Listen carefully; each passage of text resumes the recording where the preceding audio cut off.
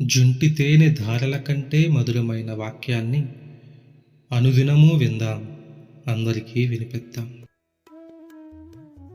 వాడుక భాషలో పరిశుద్ధ గ్రంథ ధ్యానము. ఆదికాండము 29వ అధ్యాయము. యాకోబు తన ప్రయాణం సాగిస్తూ తూర్పు జనుల దేశానికి చేరుకున్నాడు. అక్కడ అతనికి పచ్చిక మైదానంలో ఒక బావి, దాని పక్కన పడుకొని ఉన్న 3 గొర్రెల మందలు కనిపించాయి. ఆ బావి నీళ్లు మందలకు పెట్టడం కాపరులకు వాడుక. ఒక పెద్ద రాయి బావి మీద మూత వేసి ఉంది. అక్కడికి మందలన్నీ పోగయ్యాక వాళ్ళు బావి మీద రాయి దొర్లించి గొర్రెలకు నీళ్లు పెట్టి మళ్ళీ బావి మీద రాయి దాని చోట ఉంచేవాళ్ళు. యాకోబు వారిని చూచి, సోదరులారా, మీరేవురు అని అడిగాడు. మేము హారాను వాళ్ళమని వారి జవాబు. అందుకతడు, నాహోరు గారి కొడుకు లాబాను మీకు తెలుసా అని అడిగినప్పుడు, అవును తెలుసు అని వారు చెప్పారు. ఆయన బాగున్నారా అని వారిని అడిగితే, బాగున్నారు, ఇదిగో ఇక్కడికి ఆ గొర్రెల వెంట వస్తున్నది వాళ్ళ అమ్మాయి రాహేలు అన్నారు వారు. అతడప్పుడు, ఇదిగో ఇంకా చాలా ప్రొద్దు ఉంది, పశువులను పోగు చేసే వేళ కాలేదు, గొర్రెలకు నీళ్లు పెట్టి వెళ్ళి వాటిని మేపండి.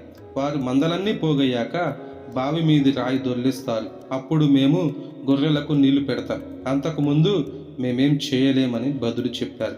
అతడు వాళ్ళతో ఇంకా మాట్లాడుతూ ఉండగానే రాహేలు తన తండ్రి గొర్రెల వెంట వచ్చింది.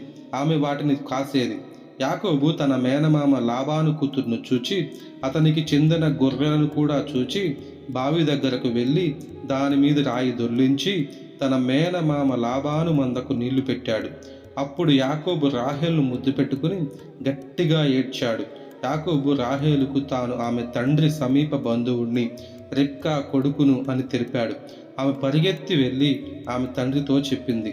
లాబాను తన మేనల్లుడు వచ్చిన సంగతి వినడంతోనే అతన్ని కలుసుకోవడానికి పరుగులు తీస్తూ వచ్చి అతన్ని కౌగిలించుకుని ముద్దు పెట్టుకుని తన ఇంటికి తీసుకువచ్చాడు. జరిగినదంతా యాకోబు లాబానుతో చెప్పాడు. లాబాను, నిజంగా నువ్వు నాకు రక్త సంబంధివే అన్నాడు. యాకోబు అతడి దగ్గర 1 నెల రోజులు గడిపాడు. ఆ తరువాత లాబాను యాకోబుతో, నువ్వు నాకు బంధువుడు కావడం చేత నా కోసం ఊరికే పని చేయడం న్యాయమా? నీకే జీతం కావాలో చెప్పు అన్నాడు. లాబానుకు 2 కూతుళ్ళు ఉన్నారు. పెద్దమ్మాయి పేరు లేయా, చిన్నమ్మాయి పేరు రాహేలు. లేయా కళ్ళల్లో కాంతులు లేవు.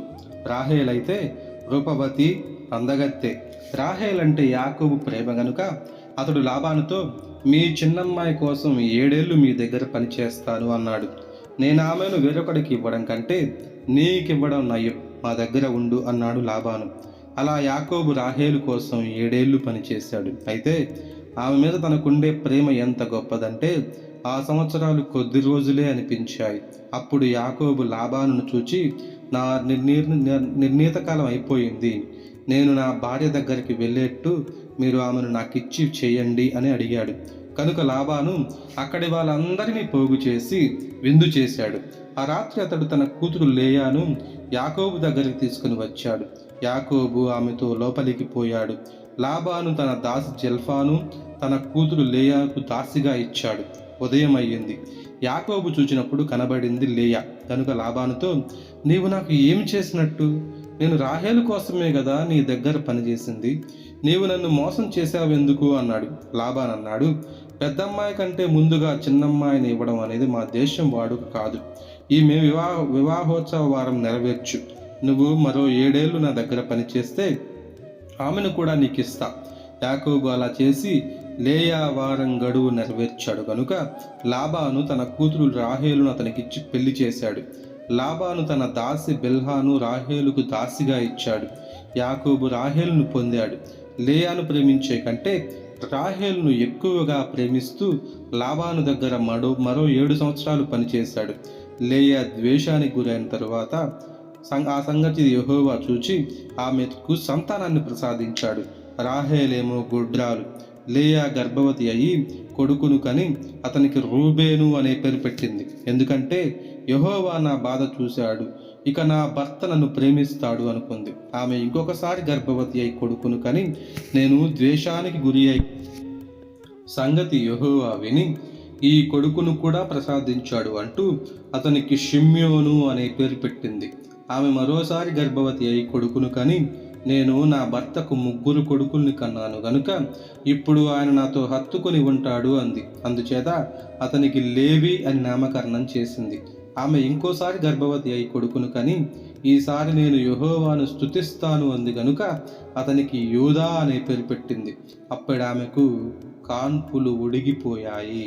దేవుని పరిశుద్ధ వాక్యము దీవించబడునుగాక. ఆమేన్.